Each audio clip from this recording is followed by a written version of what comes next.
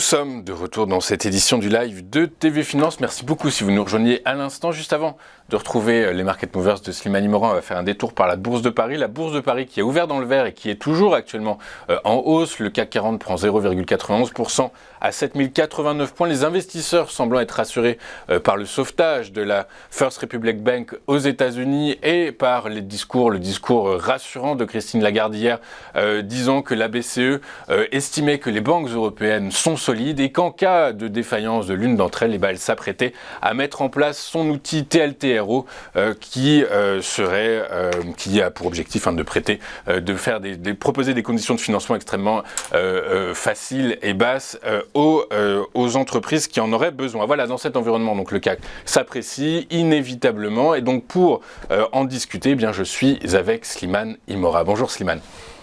Bonjour Louis-Antoine. Bonjour, merci beaucoup Slimane d'être avec nous ce matin. Je rappelle que vous êtes analyste et trader indépendant, mais également contributeur aux publications Zagora. Slimane, on va commencer vos market movers avec le secteur bancaire. Le secteur bancaire, qui, ça n'a échappé à personne, a été fortement perturbé, chahuté ces dernières semaines. Est-ce que selon vous, la fin est proche et est-ce que le titre de Société Générale pourrait bénéficier de cette accalmie qui est en cours actuellement ?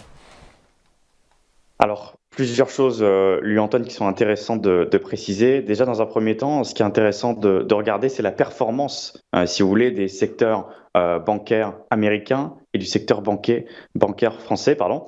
Et on voit qu'il y a clairement une dichotomie. Au niveau du secteur bancaire français, on a des valeurs qui plafonnent encore sur leur plus bas depuis 2008. Et nous allons justement parler juste après de Société Générale.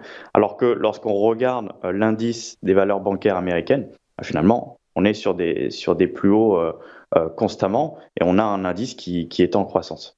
Donc ça s'explique par des bancaires très performantes comme JP Morgan qui sont bien pondérés.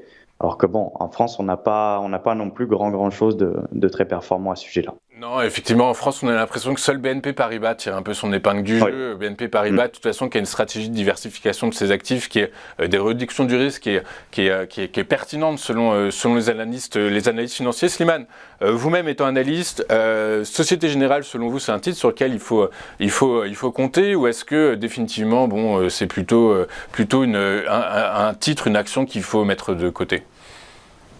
Justement, vous l'avez évoqué juste avant, BNP Paribas, c'est le seul titre bancaire que je regarde en France. GLE, on est actuellement, lorsqu'on regarde le nombre d'actions, c'est assez troublant parce qu'on est à plus 65% d'actions en circulation depuis 2008.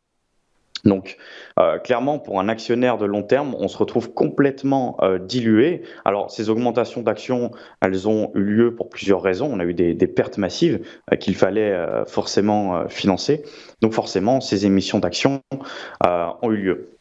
Ensuite, au niveau du cours boursier, là, Louis-Antoine, c'est également catastrophique parce qu'on est à moins 90% depuis 2008. Et sur le plan technique, à l'heure actuelle, on est finalement, on est toujours sur ce même niveau de 2008. Donc, c'est très bien, on peut avoir un dividende de 3%, etc., mais ça compensera jamais, en réalité, la baisse des cours depuis 2008. Donc, admettons, vous avez acheté cette valeur en plein dans le crack depuis 2008, que ce soit au tout début de la chute ou même vers la fin, en réalité, vous perdez encore de l'argent aujourd'hui, même avec un dividende.